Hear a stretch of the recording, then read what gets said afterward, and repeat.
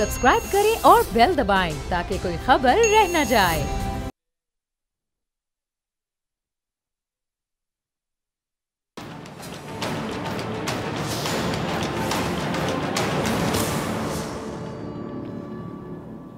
अस्सलाम वालेकुम, मैं हूं डॉक्टर फ़िज़ा ख़ान और मैं हूं पाकिस्तान। नाज़रीन, नून लीग ने सारी उम्मीदें नवाज शरीफ की वापसी से बांध दी और ये कहा जा रहा है कि मियां साहब की वापसी से पार्टी का जो वोट बैंक है वो फाल हो जाएगा। लेकिन पहली बात तो ये है कि वतन वापसी पर नवाज शरीफ साहब 2018 की तरह गिरफ्तार होकर जेल में होंगे या जमानत लेकर मीनार पाकिस्तान के स्टेज पर।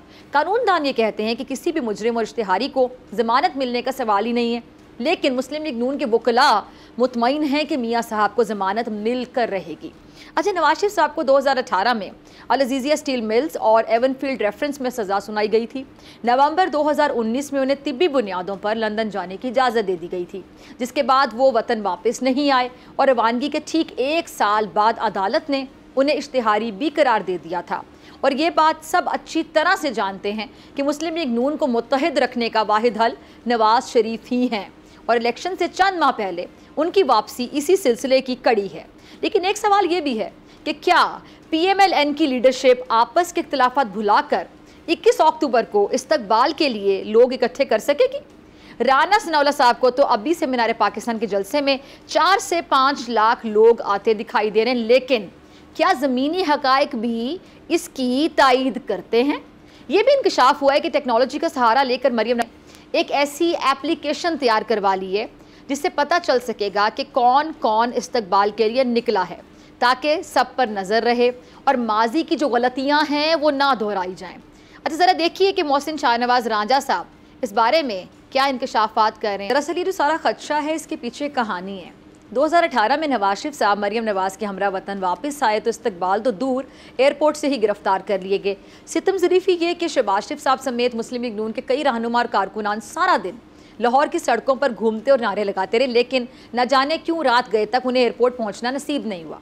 अब ये सोची समझी स्कीम थी या महज इत्तफाक था, इस पर खुद लीगी रहनुमाओं के जो मुतज़ाद बयानात हैं वो हम सुनते रहे।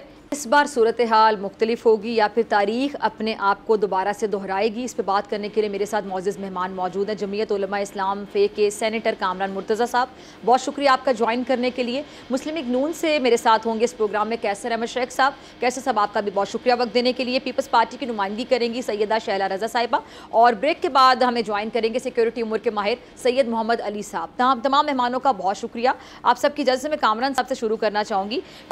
कामरान साहब, ये कहा जा रहा है कि मियां नवाज शरीफ साहब की आमद से पहले उनकी तरफ से लाहौर हाई कोर्ट में जो जमानत है उसकी अपील की जाएगी, तो क्या ऐसा मुमकिन है कि उनकी वापसी पर वारंट गिरफ्तारी मअतल करके उन्हें तिब्बी बुनियादों पर जमानत मिल जाए? क्योंकि मुमकिन तो मुल्क में कुछ भी है कि उसमें तिब्बी बुनियादों पे भी हो सकता है। वैसे ये भी बाज़ औक़ात होता है कि प्रोटेक्शन भी दे दी जाती है, प्रोटेक्टिव बेल आप इसको कहते हैं, और वो जिस अदालत में पहुंचना होता है, जिसमें अल्टीमेटली सरेंडर करना होता है, तो वहाँ तक पहुँचने के लिए हिफाजती ज़मानत आप समझ लीजिए। तो ये हिफाजती ज़मानतें मिल सकती हैं। आम तौर पे ये हम हिफाजती ज़मानत जो है वो जिसके ख़िलाफ़ FIR दर्ज हो या अभी तक सज़ा ना हुई हो उन केसों में लेते हैं, मगर ऐसा जो है वो मुमकिन है कि जहाँ पे सज़ा जो है हो गई हो, क्योंकि यहाँ राइट ऑफ रिसरेक्शन दिया हुआ है और शायद जिस वक्त वो गए थे तो भी उस वक्त बेल उनकी थी। तो बेल वाले मामले में अगर फ़र्ज़ करिए कि राइट ऑफ रिसरेक्शन जो है उनको जो दिया है उसमें वो अप्लाई करते हैं रिसरेक्शन के लिए और उनको वो एप्लीकेशन इंटरटेन हो जाती है, तो मुमकिन तौर पे ये हो सकता है कि वो जो घड़ी की सुइयाँ हैं वो उसी जगह पर रिवर्स कर दी जाए जहाँ पर वो उस दिन थे जिस दिन वो यहाँ से गए थे, और उस वो बेल पे थे यहाँ पे दोनों केसेस में। तो ये मुमकिन है, मगर ये मुमकिन नहीं भी हो सकता है, मुमकिन भी हो सकता है। कोर्ट की ये डिस्क्रिशन है कि कोर्ट उनकी रिक्वेस्ट को इंटरटेन करे, कोर्ट उनकी रिक्वेस्ट को इंटरटेन न करे, मगर कोई ममानियत नहीं है कि कोर्ट ना दे सके। अच्छा, और आपको क्या लगता है कि जो उनकी वापसी के हवाले से मुतज़ाद किस्म के बयानात सामने आ रहे हैं, सबके तज्ज़िये भी आप सुन रहे होंगे कि आते हैं वापस नहीं आते हैं, आपको क्या लगता है कि वो आ जाएंगे वापस? देखिए मेरा ख्याल है कि नून के लिए शायद नाउ और नेवर वाली बात अब शायद आ गई है। अगर वो आ जाते हैं तो, क्योंकि एक बहुत बड़ा वक्फा आ गया है और मेरा ख्याल है कि वो नून लीग के कायद के तौर पे उनकी प्रेजेंस जो है वो अगर ना होगी तो उनको नुकसान पहुंचेगा। और आगे मतलब अब चूंकि की ज़रूरत है। इलेक्शन आ रहे हैं, इलेक्शन का वो के दिन नज़दीक आ रहे हैं, वक्त की ज़रूरत है, स्पेशली वो नून की ज़रूरत है। और नून ये कह सकती है कि वो कौम की ज़रूरत भी है, मगर बहर उनको आना चाहिए और अपने वतन भी आएँ, और उनके बगैर मेरा ख्याल है पॉलिटिक्स जो है वो उसमें जान नहीं आएगी, नून की स्पेशली। ठीक है जी, चलें कैसर अहमद शेख साहब, मैं आपकी तरफ आना चाहूँगी। कैसर साहब, ये जो एप्लीकेशन है ये किस तरह से लोगों को इकट्ठा करेगी और इसकी ज़रूरत क्यों पेश आई है? क्या इसके पीछे जो पार्टी के अंदरूनी इख्तलाफात हैं वो हैं जिनकी तरदीद आज इरफान सदीकी साहब को टीवी पर आकर बाकायदा करनी पड़ी थी? देखिए, पार्टियों में इख्तलाफ राय तो होता है और रहता है, कोई नई बात नहीं है, लेकिन जहाँ तक मियाँ नवाज शरीफ साहब का तल्लक है, हमारी तमाम पार्टी यूनानिमस उनके ऊपर भरोसा करती है, उनको अपना लीडर मानती है, उनको अपना सुप्रीमो कहती है। तो बात यह है कि मियाँ नवाज शरीफ साहब 3 बार प्राइम मिनिस्टर हैं और उन्होंने हमेशा जब भी उनका दौर आया उस वक़्त मईशत बेहतर हुई, हालात बेहतर हुए। और वो सबको याद है जो कुछ 2017 का आखिरी बार जब उनके ख़िलाफ़ ये सारी सज़ाएँ और ये जिस तरह की जो अनहोनी बातें थी, मसलन उन्होंने अपने बेटे से तनख्वाह क्यों नहीं ली और ये तो रिसीवेबल था और रिसीवेबल क्यों नहीं दिखाया गया, इस किस्म की बातों से उनको हटाया गया। और अब वो आ रहे हैं, पूरा मुल्क बेताबी से उनका इंतज़ार कर रहा है। मैं अभी कल रात को आया हूँ, कुछ 6 दिन अपने हल्के चंजोट में था, हमने वहाँ पे भरपूर मीटिंग्स की हैं, कन्वेंशन की हैं, इसी तरह हर जगह। इससे पहले पूरे मुल्क का कन्वेंशन हुआ लाहौर में, होटल में वहाँ पे लाहौर में, और वो भरपूर तो 21 अक्टूबर की तैयारी की जा रही है। इसमें जो मुआशी हालात हैं, जो बाकी पॉलिटिकल सूरत हाल है, दहशत गर्दी है और लोगों में बेरोज़गारी है, तो मैं अभी हल्के में ही था, घूमता फिरता हूँ। मैंने वहाँ पे कन्वेंशन किया, लोगों से इंटरेक्शन किया, काफ़ी बातचीत हुई। तो हालात बड़े संगीन और मुश्किल हैं। और इसमें 3.5 साल की हुकूमत PTI की भी है और 16 माह की हुकूमत हमारी अलाइ पार्टीज़ की भी है। तो हम भी हालात को, यानी कि क्योंकि ऐसे थे, हम तो इस चक्कर में और इस मुहिम में थे कि अपने जो डिफ़ॉल्ट है वो ना होने दे पाकिस्तान को। IMF को जो छोड़ के गए थे, जो कंडीशनलिटी जो उन्होंने मानी थी और उस पर अमल नहीं किया था, और जिस तरह IMF नाराज़ थी और कोई बात बैठने को ही वो तैयार नहीं थे, बात करने को ही तैयार नहीं थे। तो मियाँ नवाज शरीफ साहब का जो हम समझते हैं कि एक ही शख्स है जो कि मुल्क को यूनाइट कर सकता है, और मेरे ख्याल में इस वक्त कन्फ्रंटेशन वाली कोई बात नहीं होनी चाहिए। हम सबको देखिए, पाकिस्तान सबका है और हमें आगे सोचना है। हम बहुत पीछे रह गए हैं, मुल्क हमारा बहुत नीचे चला गया है। ये देखिए 66 करोड़ दुनिया में, ये भी लेटेस्ट जो फिगर है, 66 करोड़ गुर्बत की लकीर से नीचे लोग दुनिया में हैं, उसमें से 9.5 करोड़ हमारे यहाँ हैं। हमारी कुल आबादी तो दुनिया का 2% है, लेकिन 15% गरीब लोग पाकिस्तान में हैं। तो अब और क्या इससे बुरे हालात होने हैं और क्या सूरत हाल होनी है कि हम, एशिया डेवलपमेंट बैंक ने कहा कि 46 कंट्रीज जो एशिया में है उसमें पाकिस्तान 42nd नंबर पे है।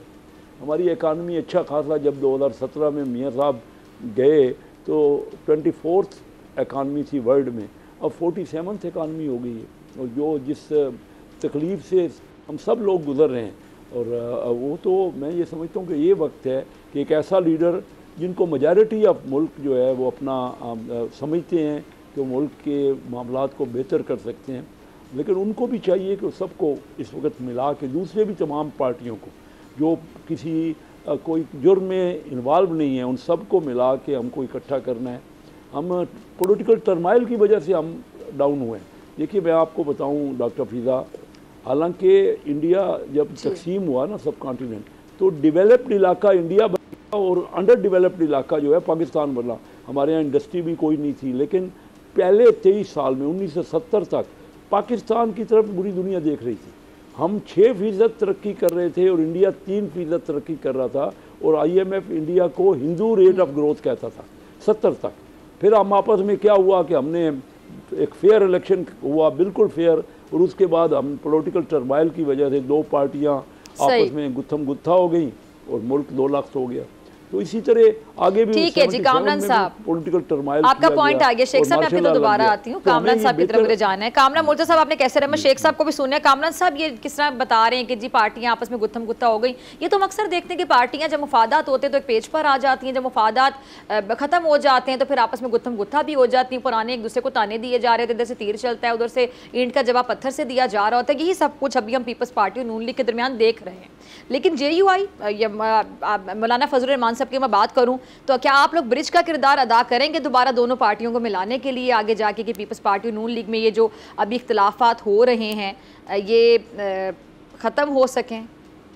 देखिए दोनों पार्टियों के पास बड़ी सीजन किस्म की जो ना वो क़यादत है, और मेरा ख्याल है कि ये इलेक्शन में माहौल थोड़ा गर्म हो जाता है, वो हमारा थोड़ा कल्चरल प्रॉब्लम भी है। मगर आगे जाके जब पार्टियां एक दूसरे की ज़रूरत बन जाएंगी, और मुझे लगता है कि आगे ये ज़रूरत होंगी पार्टियां एक दूसरे की, क्योंकि उसके बगैर जो है वो गवर्नमेंट शायद न बन सके, बड़ा तकसीम शुदा जो मैंडेट आएगा तो फिर सबको इकट्ठा बैठना पड़ेगा, और अगर इकट्ठा नहीं बैठेंगे तो फिर एक और नया बहरान पैदा हो जाएगा। तो नून लीग के पास नवाज शरीफ साहब, शहबाज शरीफ साहब जैसी क़यादत है, अब वहाँ पे जरदारी साहब हैं, बिलावल हैं, बिलावल गो के निस्बतन नौजवान है, मगर बहरहाल उसकी वालदा का, नाना का, उसके पास एक लेगेसी तो मौजूद है। तो वैसे मौलाना साहब की दोस्ती भी दोनों जगह पे है, जरदारी साहब से भी है और मियाँ साहबान से भी है, तो अगर कहीं पे ज़रूरत हुई तो मियाँ दोनों पार्टियों के दरमियान ब्रिज भी बना जा सकता है। मगर मेरा ख़्याल है कि दोनों पार्टियों की पास जो क़यादत है बड़ी दानिशमंद है, और वो ये इस हद तक नहीं जाएंगे कि कल बैठ ना सके। ठीक है, लेकिन हम देख रहे हैं कि कामरान साहब पीपल्स पार्टी और JUI में भी लफ्जी जंग शुरू हो चुकी है इंतखाबात को लेके ख़ास तौर पर।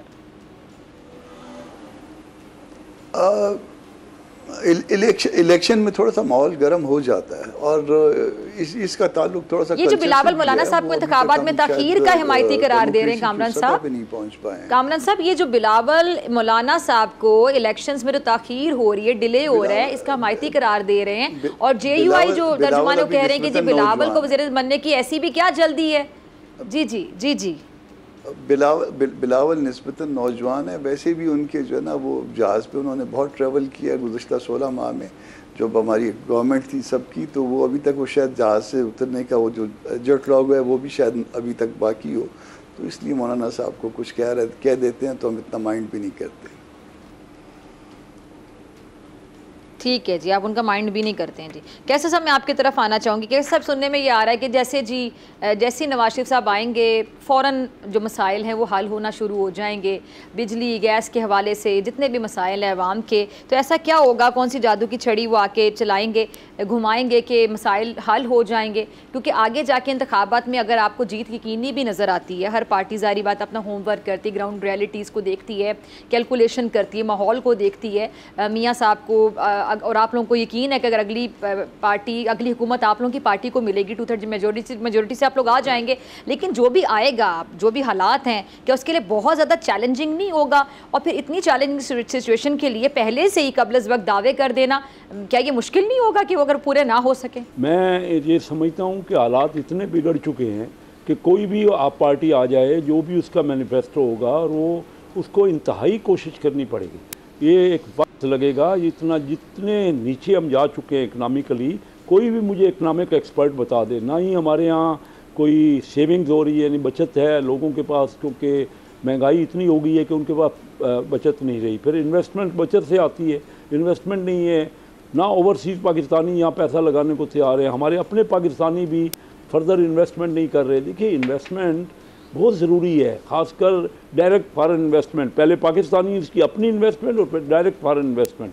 अभी सिर्फ पिछले साल 1-1.5 अरब डॉलर की इन्वेस्टमेंट पाकिस्तान में आई है, जबकि हमारे पड़ोस के मुल्क में 100 अरब डॉलर की इन्वेस्टमेंट वो लोग लाइनें लगी पड़ी हैं उनके यहाँ। ये G20 हुई है, हमारे ही दोस्त मुल्क अरब मुल्क सऊदी अरेबिया, कुवैत और UAE, ये सारे वहाँ इन्वेस्ट करने के लिए कर रहे हैं कि वो कोशिश कर रहे हैं, लेकिन हमारे यहाँ नहीं हो रही। वजह क्या कि हमने माहौल नहीं बनाया। जब तक ये पॉलिटिकल टर्माइल ख़त्म नहीं होगा, हम अपने मुल्क का माहौल ऐसा बनाएंगे कि लोगों को इन्वेस्टमेंट की साजगार हो, तो ये इतना आसान नहीं है।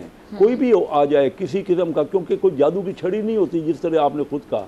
हम सबको प्लानिंग करनी पड़ेगी और इंतहाई सबको मिल के, अगर हम टर्माइल में रहे, अगर हमने यही रहा चोर डाकू की गर्दान शुरू रखी, तो मैं तो नहीं देख रहा कि अगला, आप देखिए इस वक्त एशिया जो है उसकी एवरेज ग्रोथ अभी एशियन डेवलपमेंट बैंक ने कहा है 5.6 होगी अगले साल, और हमारी ग्रोथ एशियन डेवलपमेंट बैंक ने 1.9 कही है, IMF ने और वर्ल्ड बैंक अभी 1.7 कह रहे हैं। तो इससे जब आबादी हमारी 3% या 2.5-3% बढ़ रही है, और अगर 1.7 ग्रोथ होगी तो हम कहाँ जाएंगे? हमारा तो, मैंने कहा 66 करोड़ करीब लोग हैं पूरी दुनिया में, 9.5 करोड़ पाकिस्तान में।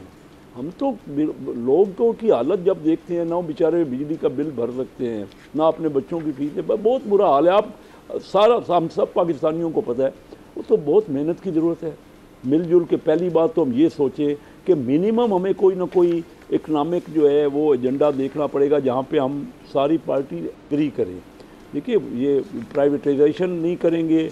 आप देख रहे हैं कि स्टेट ओन्ड इंटरप्राइजेज है, वो 500-600-700 रुपये सालाना घाटा कर देते हैं। वो घाटा की आम लोगों पे जाता है ना, और फिर अमीर आदमी हमारे टैक्स नहीं दे रहा। मैं तो अपने हर प्रोग्राम में ये कहता हूँ कि अमीर आदमी जब तक टैक्स नहीं देगा, ये PTI की हुकूमत ने, आपके सामने मैंने कई बार स्टैंडिंग कमेटी फाइनेंस में कहा कि 630 अमीर लोगों को $3 बिलियन, जो कि अच्छा, कैसे सब ये जरा बता दीजिएगा कि तकरीबन इसहाक डार साहब ही अगर आगे अगर हुकूमत मिलती है नून लीग को, तो मईशत को ठीक करने के लिए जो माशी एजेंडा है, उसके लिए जो चॉइस है मियाँ साहब की, वो इसहाक डार साहब ही होंगे या किसी और को आजमाया जाएगा?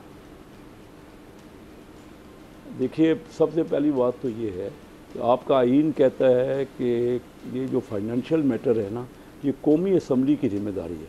इसमें सेनेट की, अगर इसहाक डार साहब इस बार है तो उनको सबसे पहले तो पब्लिक के पास जाके मैंडेट लेना चाहिए, इलेक्ट होना चाहिए। मैं पिछले 31 साल से गली गली मोहल्ला मोहल्ला जा रहा हूँ, मेरा कोई और इंटरेस्ट नहीं था, क्योंकि मेरी फैमिली 140 साल से बिजनेस में है, और वाहिद फैमिली है पाकिस्तान में जिन्होंने तीनों बड़े चैम्बर्स को लोगों के वोट, बिजनेसमैन के वोट लेके प्रेसिडेंट हुआ है। मैं Karachi chamber of commerce industry का प्रेसिडेंट बना, हाईएस्ट वोट लेके। मेरा मरहूम बेटा, चलिए मुझे ब्रेक का कहा जा रहा है, मेहमान मेरे साथ मौजूद हैं, आपसे मुलाकात होगी ब्रेक के बाद।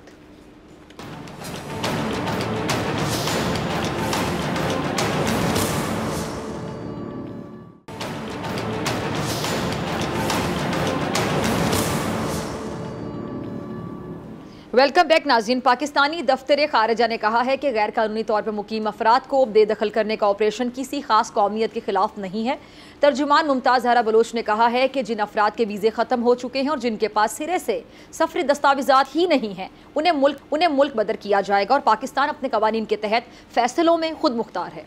उन्होंने मज़ीद कहा कि मुल्क में 14 लाख अफगान पनाह गुज़ीर कई दहाइयों से मुकीम हैं और हालिया ऑपरेशन का उनसे कोई लेना देना नहीं है। और यह हकीकत है कि पाकिस्तान एक तवील अरसे से मुश्किल मुआशी सूरत हाल के बावजूद अफगान पनाह गुज़ीरों की मेहमानी करता आया है। 2021 में तालिबान के इक़्तिदार में आने के बाद से 6 से 8 लाख अफगानी पाकिस्तान आए, जिनमें से अक्सर के वीज़े ख़त्म हो चुके हैं, और ये सूरत हाल मुल्क में सिक्योरिटी, समाजी और मुआशी मसाइल का सबब बन रही है। हमारे पैनल में अभी ज्वाइन किया सिक्योरिटी अमूर के माहिर सैयद अली। शुक्रिया अली साहब आपका ज्वाइन करने के लिए। और कैसर अहमद शेख साहब और कामना मुर्तज़ा साहब इस सेगमेंट में भी हमारे साथ मौजूद होंगे। आप दोनों की इजाज़त से मैं अली साहब से शुरू करना चाहूँगी।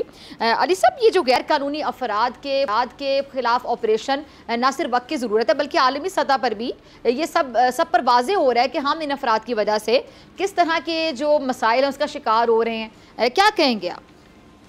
जी बिल्कुल ऐसे ही है। देखें, इसकी 4 मामलात ऐसे हैं कि ये इस वक्त पाकिस्तान की एक नेशनल सिक्योरिटी की एक न सिर्फ कंपल्शन है, बल्कि इन इलीगल गैर मुल्कियों का पाकिस्तान में क़याम और उसके जो हमारे माशरे पे मुनशियात के हवाले से, क्राइम के हवाले से, माशी मामलात, स्मगलिंग, ज़ख़ीरा अंदोज़ी और दहशत गर्दी के जो असरात हैं, वो अब पाकिस्तान की क़यादत, सियासी, फ़ौजी और जो एडमिनिस्ट्रेटिव है और लॉ इन्फोर्समेंट एजेंसीज इस बात पे मुत्तफ़िक हैं कि अब पाकिस्तान बिल्कुल भी इसका मुतहम्मिल नहीं हो सकता। तो मैं इस बात को एक खुशाइन बात समझता हूँ कि एक होल ऑफ नेशन अप्रोच के तहत एक जामिया इंटरनल सिक्योरिटी के पॉलिसी का एक फ्रेमवर्क दिया गया है, जिसके तहत ना सिर्फ ये कि जो इलीगली पाकिस्तान में गैर मुल्की मुकीम हैं उनको ये तकरीबन आगे जो 4 हफ्ते का वक्त दिया गया है ताकि वो या तो रजिस्टर हो जाएं या फिर वो अपने मुल्कों को लौट जाएं।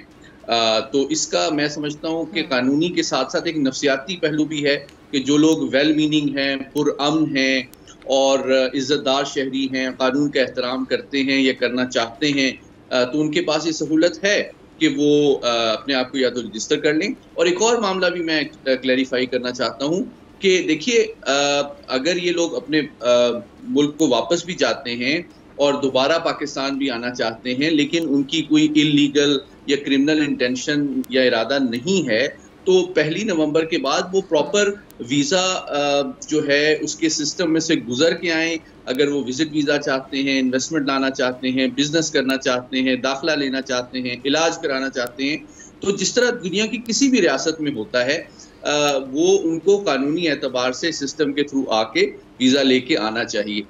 तो इसमें ऐसा कोई मसला नहीं है। तीसरी बात जो है वो आलमी कवानीन और सफारती आदाब भी जो हैं वो यही तवक्को करते हैं। पाकिस्तान फैटिफ के रिव्यू में से भी गुजरा है जो कि बहुत एक्सटेंसिव है।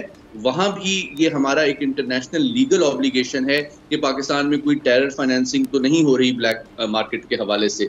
तो ये बहुत ज़रूरी है कि हम अपने तमाम financial, transport, international travel, visa, इन तमाम रिजीव को प्रॉपर्ली मैनेज और रेगुलेट करें।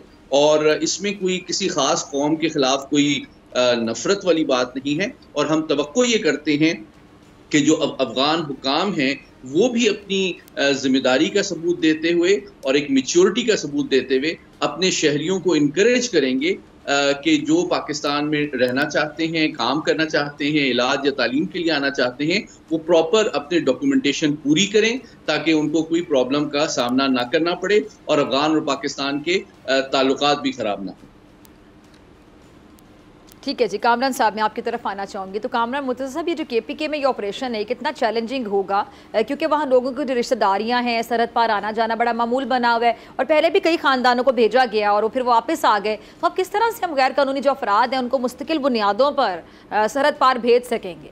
देखिए, ये इतने बड़े फ़ैसले जो है ना हमारे यहाँ गैर मुंतखब हुकूमतें करती हैं। आपको इनके आने का जो बैकग्राउंड आप देखेंगे तो वो भी जब उनको परमिट किया गया तो कोई मुंतखब हुकूमत नहीं थी, और फिर जिस तरह से महाजरीन को रखा जाता है वो उस तरह से भी नहीं रखा गया, और जो कुछ भी हुआ आप चोज़न रिप्रेजेंटेटिव्स ने नहीं किया। अब उनके वापस भिजवाने का भी जो कुछ किया गया और जो एक टारगेट जो ना दे दिया गया है कि जी 1 नवंबर तक ये भी एक गैर मुंतखब हुकूमत, यानी ये केयर टेकर जिसको सिर्फ जो ना रोज़मर्रा के काम चलाने हैं, और उसके पार्ट पे जो ना ये इतना बड़ा फ़ैसला कर लिया गया है, इसके बहुत सख्त कॉन्सिक्वेंसेस हो सकते हैं और एक नई जो ना वो ऐसी लहर आ सकती है डिस्टर्बेंस की जो कि मुल्क के लिए कोई अच्छी नहीं होगी। और फिर ये मुमकिन भी शायद ना हो कि आप इतना बड़ा वज़न उठा सकें इस सूरत हाल में, जब आपके यहाँ जो है ना सिर्फ एक चंद हफ्तों की या चंद महीनों की हुकूमत होती है। तो मेरा ख़्याल है कि ये बड़े फ़ैसले जो है उनको करने चाहिए जो जब ईवान मौजूद हो, और उनको बड़े फ़ैसले करने चाहिए और बाकायदा डिबेट के बाद। यहाँ एक दिन में या एक रात में जो ना एक फ़ैसला कर लिया जाता है, दूसरी जो ना उसके बाद कई सालों में दूसरी रात में या दूसरे दिन में दूसरा फ़ैसला कर लिया जाता है, और उसके नताइज जो है पूरी कौम को भुगतने पड़ते हैं, पूरे मुल्क को भुगतने पड़ते हैं। तो इस फ़ैसले को देख लिया जाए और इसको छोड़ दिया जाए उस वक्त तक जब नेशनल असम्बली आ जाए और दोनों ईवान बैठ के, लोअर हाउस और अपर हाउस बैठ के इस बाबत फ़ैसला करें तो मेरा ख्याल आसानी होगी। फिर एक और इसका पहलू है, आप उनको जहाँ पे ज़ुबान के रिश्ते एक जैसे हैं, जहाँ पे मज़हब के रिश्ते एक जैसे हैं, जहाँ पे हमसायगी भी है और ऐसी हमसायगी भी है कि लोग आ भी सकते हैं बग़ैर किसी वीज़े के और जा भी सकते हैं, उसमें किस तरह से ये मुमकिन होगा, तो इस पे सोच लिया जाए तो बेहतर है। ठीक है जी, आपकी तरफ आऊँगी मैं कैसर साहब। ये जो गुफ्तगू कामरान साहब ने किया, हम पॉइंट है जो उन्होंने रेज़ किए, और अगर अगले साल इंतखाबात होते हैं तो कैसर साहब आने वाली हुकूमत को भी ज़ाहिरी बात है फिर इन पॉलिसीज़ का जो तसलसल है वो बरकरार रखना होगा ताकि मतलूबा नताइज हासिल हो सके, क्योंकि वाकई इन कामों में काफ़ी वक्त लगता है। तो कहीं सियासी जो हुकूमत है वो मसलहत पसंदी का शिकार तो नहीं होगी? जी देखिए, लर्नेड कामरान मुर्तज़ा क्योंकि लीगल मैटर्स को भी बड़ा समझते हैं, उन्होंने ये सही कहा ना कि ये इतने डिबेट, देखिए फ़ैसला जो है इसमें तो कोई शक नहीं कि गैर मुल्की जो है, जो कि बग़ैर किसी वीज़े के या बग़ैर पासपोर्ट के या इलीगल तरीके से आए हुए हैं, वो हमारे लिए मुश्किलात पैदा कर रहे हैं। ये हमारे दोनों मुल्क हमारे बिरादर मुल्क हैं, अफ़गानिस्तान और पाकिस्तान। हमारा कल्चर एक है, हमारा मज़हब काफ़ी उसमें हमआंगी है। तो बात यह है कि ये फ़ैसले बिल्कुल डिस्कस होने चाहिए, लेकिन उसके साथ साथ ये ज़रूरी भी है, क्योंकि ये देखें ना, अनलिमिटेड लोग अगर आते रहेंगे आपके यहाँ, और ये जिस किस्म की स्मगलिंग हो रही है, जिस किस्म की दहशतगर्दी हो रही है, जो कुछ हमारे यहाँ माहौल बन रहा है, उसका भी तो कोई तदारक म्यूचुअली मिल के दोनों ममालिक आपस में गुफ्तगू करें। और मैं समझता हूँ दोनों मुल्कों के मफाद में है कि बैठ के कोई मसले का हल करें। ज़रूरी नहीं ये हो सकता है ये टाइम में एक्सटेंशन हो जाए, और नई हुकूमत जो है वो, क्योंकि फरवरी से पहले तो उसका अमल में आना मुश्किल है, और नई हुकूमत आए तो उसको बाकायदा असम्बली में डिबेट की जाए। लेकिन ये ज़रूरी है, ये अनलिमिटेड पीरियड के लिए जो इस इजाज़त के मुल्क गैर मुल्की आए हुए हैं, इसकी इजाज़त नहीं हो सकती, कोई मुल्क भी नहीं दे सकता। होना चाहिए एमिकेबल, आपस में बात होनी चाहिए, ज़्यादा से ज़्यादा डिबेट होनी चाहिए, डिस्कस होना चाहिए, हमारे अपना अंदर डिबेट हो। बहुत बड़ा फ़ैसला है और काफ़ी अरसे से, क्योंकि हमने पहले इसमें पाबंदी नहीं लगाई, हालांकि ग्रेजुअली होता और बेहतर था। लेकिन मैं ये समझता हूँ हमारे यहाँ मुश्किलात बहुत गंभीर हो गई हैं।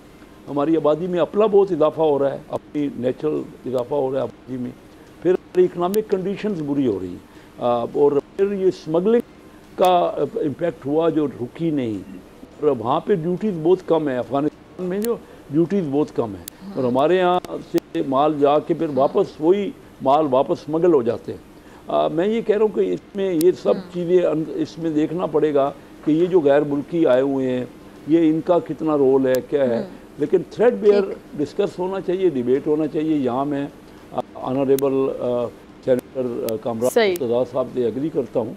ठीक है जी, अली साहब मैं आपकी तरफ आना चाहूँगी। आपने कामरान साहब, कैसर अहमद शेख दोनों को सुना, तो अली साहब ये हम देखते हैं कि जी कचरा उठाने से लेकर ट्रांसपोर्ट और हर तरह के कारोबार तक तकरीबन अफ़गानी हर जगह मौजूद हैं। और एक और चीज़ कि हम हर अफ़गानी के ख़िलाफ़ नहीं हैं, लेकिन जो गैर कानूनी तौर पर रहने वाले हैं उनका ज़ाहिरी बात है मुस्तकिल हाल तो ज़रूरी है। इस हवाले से अली साहब, पाकिस्तान ज़ाहिरी बात है अपने फ़ैसलों में आज़ाद है और यकीनी तौर पर पाकिस्तान को किसी आलमी दबाव में नहीं आना चाहिए, आप क्या कहेंगे? जी बिल्कुल, देखिए मैं असूली तौर पे इस बात से एग्री करता हूँ कि पाकिस्तान एक आइन के मुताबिक एक जमहूरी रियासत है, और उसके जो तमाम अहम फैसले हैं वो जमहूरी हुकूमतों को पार्लियामान के ज़रिए से लेने चाहिए, इसमें तो कोई दो राय नहीं है। लेकिन हमारे पास इस वक्त दो ऐसे चैलेंजेस हैं जिसमें हम मज़ीद वक्त ज़ाया करना अफोर्ड नहीं कर सकते। देखिए पहली बात ये है कि आज ही अभी थोड़ी देर पहले IG जो KPK हैं उन्होंने एक इंटरव्यू में कहा है कि तकरीबन 75% जो खुदकुश हमले हुए हैं KPK के अंदर, उनमें अफ़गान शहरी मुलव्विस हैं डायरेक्टली। अच्छा, फिर दूसरी बात ये है कि जो ट्रांजिट ट्रेड है, हकीकत ये है, हम इससे सरफ नज़र करते रहे हैं, मैं कोई नई इन्फॉर्मेशन नहीं दे रहा आपको, वो पाकिस्तान में स्मगलिंग का सबसे बड़ा ज़रिया है। ये एक हकीकत है। 3 से 4 अरब डॉलर तो कहीं नहीं गए। और अभी जो परसों SRO शूट किया गया है उसका भी आप देखिए, उसमें उसके हवाले से जब मैंने डिटेल्स भी हासिल की, तो उसमें वो अशिया ट्रांजिट ट्रेड से डिलिबरेटली इंपोर्ट करके अफ़गानिस्तान के लिए मंगवाई जाती हैं, जो जिनकी अफ़गानिस्तान में ना खपत है ना डिमांड है। बल्कि आपको एक छोटी सी एग्जांपल दे दूँ, टायर की दे दें, चाय की दे दें, एडवांस इलेक्ट्रॉनिक आइटम्स की दे दें, जो बहुत महंगी हैं, जो कि वहाँ पे ना, बल्कि आप देखें टायरों की जो पाकिस्तान में टोटल कंजम्पशन है उससे कहीं ज़्यादा टायर जो हैं वो अफ़गानिस्तान के लिए ट्रांजिट ट्रेड से इंपोर्ट किए जाते हैं। तो ये बात सामने की है कि ये इसका बुनियादी मकसद ही मेलाफाइड इंटेंशन से स्मगलिंग और ब्लैक मार्केटिंग के लिए है। तो इन मामलात को हमने देखें, जो हमारी खैर सगाली है अफगान भाइयों के लिए, दुख दर्द में उनके साथ हम शरीक रहे हैं, उसमें तो कोई दो राय नहीं है। लेकिन देखें, अगर मेरा एक हमसाया है जो मुसलमान है, उसके घर मेरा आना जाना भी है, वो सब ठीक है, हम मज़हब भी हैं, हमारा कल्चर तारीख सब मिलती जुलती है, लेकिन ये इस बात का जवाज़ या प्रीटेक्स नहीं हो सकता कि वो हमारे मुल्क में जराइम और इलीगल मामलात और स्मगलिंग और दहशतगर्दी में मुलविस हो।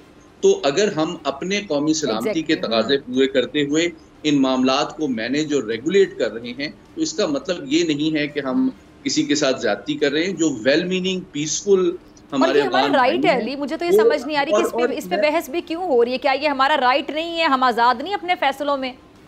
जी जी बिल्कुल, मैं ये आखिरी बात यही करना चाह रहा था कि देखिए, जो अफगान हमारे भाई हैं जो पाकिस्तान में अपना मुस्तकबिल देखते हैं, मैं उनसे तवक्को करता हूँ कि वो यहाँ के कवानीन का एहतराम करेंगे, यहाँ की जो रेगुलेशन उनके मुताबिक चलेंगे, अगर वो वेल मीनिंग हैं। और दूसरी बात, ये पाकिस्तान से भी जो आलमी कवानीन हैं, आलमी बरादरी है, फैटिफ का रिव्यू है, वो एक्सपेक्ट करता है, IMF वर्ल्ड बैंक भी, कि हमारी जो है तमाम इकोनॉमी ट्रांजैक्शंस ट्रैवल वो रेगुलेटेड, मैनेज और मॉनिटर्ड हो।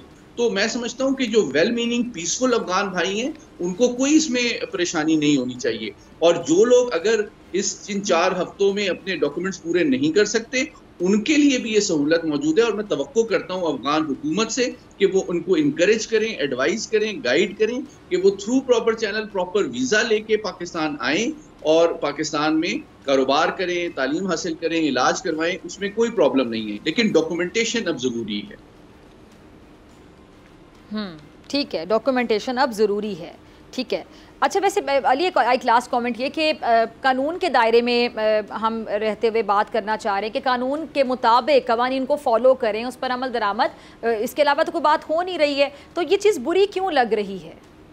क्योंकि गैर कानूनी तो सरगर्मियाँ तो किसी को भी अलाउड नहीं होंगी ना। जी जी जी, आप बहुत मैं बिल्कुल ही यानी कि ब्लंट बात नहीं करना चाहता, लेकिन आप देखें, किसी भी शहरी को अगर कहा जाए कि वो टैक्स रिटर्न जमा कराए और वो बैंकिंग चैनल से इंटरनेशनल ट्रांजैक्शंस करे, अपने ट्रैवल डॉक्यूमेंट्स अपने पास रखे, वीज़ा लेके वो दूसरे मुल्क में जाए, तो और अगर वो ये ना करे तो इसका क्या मतलब है? इसका मतलब ये है कि वो इलीगल एक्टिविटीज़ में इन्वॉल्व होने की ऑप्शन ओपन रखना चाहता है। आखिरी बात एक कर देता हूँ मैं, देखिए, लाखों 6 से 8 लाख के दरमियान एक तखमीना है कि पिछले 2 साल में अफगानी पाकिस्तान में ऐसे आए हैं जो कि मुख्तलिफ कॉन्ट्रैक्टर या मुख्तलिफ सर्विसेज प्रोवाइड करते थे, जो मगरबी अफवाज वहाँ पे मौजूद थी, उनके ट्रांसलेटर थे, उनके घरों में काम करते थे और मुख्तलिफ काम सर्विसेज प्रोवाइड करते थे। वो लोग वेट कर रहे हैं अजाइलम की एप्लीकेशंस के हवाले से, इंटरनेशनल वीज़े के हवाले से, कोई जर्मनी, अमेरिका, बरतानिया, यूरोप जाना चाहते हैं। तो बात यह है कि वो अमेरिका के लिए और यूरोप जाने के लिए तमाम डॉक्यूमेंटेशन करने के लिए तैयार हैं, लेकिन जब पाकिस्तान उनसे कहता है कि वीज़ा लेके आएं और डॉक्यूमेंटेशन करें, तो उनको क्या परेशानी होती है? ठीक है, नहीं अली, तो चले फिर अब एक और बात भी कर रहे थे ना, आगे तो चले बेहतरी हो रही है, अल्लाह का शुक्र है कि ये अब ये चीज़ें ये बेहतर होंगी और इस तरह के फ़ैसले हो रहे हैं, इन पे इम्प्लीमेंटेशन भी होगी। लेकिन जैसा आपने बड़ा अहम पॉइंट उठाया कि दूसरे ममालिक जिनका आपने नाम लिया, वहाँ जाने के लिए कंप्लीट करते हैं डॉक्यूमेंटेशन, हमारे यहाँ नहीं, तो इस पर फिर हमारा भी तो पीछे माजी में कसूर रहा है ना कि हमने इतना रूम दिया, इतनी स्पेस दी। एब्सोल्युटली, मैं समझता हूँ इसमें कोई दो राय नहीं है कि हमने जो है खैर सगाली तो के जज्बात तो हमारे रहे हैं और अभी भी हैं, लेकिन हम देखें अनफॉर्चुनेटली हमारे कुछ ज्यादा ही रहे हैं। उसका मैं समझता हूँ कुछ क्रिमिनल और एंटी स्टेट एलिमेंट्स ने नाजायज फायदा उठाया, उसका नाजायज फायदा उठाया गया, और हमें किसी हद तक हमारे जो अफगान भाई हैं उन्होंने भी टेक फॉर ग्रांटेड किया, और हमने भी, हमारा भी शायद तजुर्बा नहीं था 30-40 लाख गैर मुल्कियों को होस्ट करने का, मैनेज करने का। देखें, ईरान को देखें, तुर्की को देखें, शाम से वहाँ भी लाखों और एहसान का बदला तो बड़े भलाई के साथ, अच्छाई के साथ दिया जाता है। एहसान का बदला भी क्या मिला? मैं क्विकली सिर्फ ये बताऊं, देखें, तुर्की से में लाखों इमिग्रेंट्स, लाखों महाजिर गए हैं शाम से, और इसी तरह अफगान भाई ईरान भी गए हैं। उनको रेगुलेट किया जाता है, डॉक्यूमेंट किया जाता है, रिस्ट्रिक्ट किया जाता है। आपको पता है यूरोप में, मगरबी यूरोप में एक बहुत बड़ा जो इशू है यूरोपियन पार्लियामेंट में, वो ये है कि ये जो जंगें वो करते हैं दूसरे मुल्कों में, इसके फिर अजाइलम सीकर उनके मुल्क में आते हैं तो हमारी मईशत पे बुरा असर पड़ता है। आप इमेजिन करें, जो दुनिया की सबसे बड़ी और अमीर और मुतमव्वल रियासतें हैं, उनको कंसर्न है कि ये चंद हजार या चंद लाख अफगानी आ जाएंगे तो हमारी मईशत पे असर पड़ेगा। तो पाकिस्तान जो इस वक्त इतने बड़े माशी और सिक्योरिटी के चैलेंजेस से दो चार है, अगर वो डॉक्यूमेंट करता है, इस निज़ाम को बेहतर बनाने की कोशिश करता है, तो मैं समझता हूँ जो हमारे वेल मीनिंग, सिंसियर और पीसफुल अफगान हैं, उनको हमारी ये रियलिस्टिक जो एक्सपेक्टेशंस हैं उन पे पूरा उतरना चाहिए, और इसमें उनका भी फायदा है और हमारा भी फायदा है। ठीक है जी, ठीक है। कामरान साहब, आपका लास्ट कमेंट इस पर। देखिए, मैं जो चीज़ बताना चाह रहा था कि वो ये कि आपकी पॉलिसियों में तसलसल होना चाहिए। पॉलिसियों में तसलसल इस तरह से नहीं है कि जब उनको आने दिया गया तो फिर आपने उनके लिए सब कुछ खोल दिया, अपने शहर खोल दिए, उनको कैंपों में महदूद नहीं रखा गया। आपने उसी वक्त देख लिया कि ईरान जो है वो भी उनके हमसाये में था, आपके भी हमसाये में, मगर उनको एक निज़ाम के तहत उनको वहाँ पे महदूद रखा गया, मगर आपके यहाँ जो है ना उस निज़ाम को तोड़ दिया गया। फिर ये एक दिन की बात नहीं थी, ये कई दहाइयों की बात थी, और इन दहाइयों में जो है ना वो आपने उनको आबादी में, लोकल आबादी में मिक्स होने दिया, और जब वो मिक्सअप हो गए, उन्होंने प्रॉपर्टीज़ खरीद ली, उन्होंने बिजनेसेस शुरू कर दिए, और आपने एक्सप्रेसली नहीं मगर इम्प्लाइडली जो है ना वो इनको अलाउ किया, और देन जो है ना आप एक महीने की उनको जो है ना वो कहते हैं, और उस वक्त कहते हैं कि जब आपके पास शायद ये इतना बड़ा फ़ैसला लेने का इख्तियार नहीं है और इसके कॉन्सिक्वेंसेस हो सकते हैं, मुमकिन तौर पे खुदा न खास्ता ऐसे मसाइल बन सकते हैं जहाँ पे जो है वो मुल्क में अमन अमान की सूरत हाल बिगड़े, तो उस वक्त जो है ना ये सारा कुछ करना या सारा इतना बड़ा बोझ उठाना आपके लिए मुमकिन नहीं होगा। कल जब ये बात हो जाएगी तो फिर जो है ना उसके बाद जो है ना फिर आप सॉरी करते वापस आ जाएंगे। तो बेहतर ये होता है कि फ़ैसले जो भी करें पार्लियामान के अंदर करें। यकीनन हमारा कानून सबसे मोहतरम है, हमारे अपने लिए भी मोहतरम है और बाहर से आने या बाहर जाने वालों के लिए भी मोहतरम है, मगर फैसले जो है ना वो जो वो उस पार्लियामान जो उस कानून की माँ है वहाँ पे होने चाहिए। ठीक है जी, तमाम मेहमानों का बहुत शुक्रिया और इसी के साथ मुझे दीजिए, मुलाकात होगी इंशाल्लाह कल सेम टाइम सेम चैनल। अगर ज़िंदगी ने वफ़ा की, दुआ में याद रखिएगा, अपना बहुत ख्याल रखिएगा। अल्लाह ने के बाद।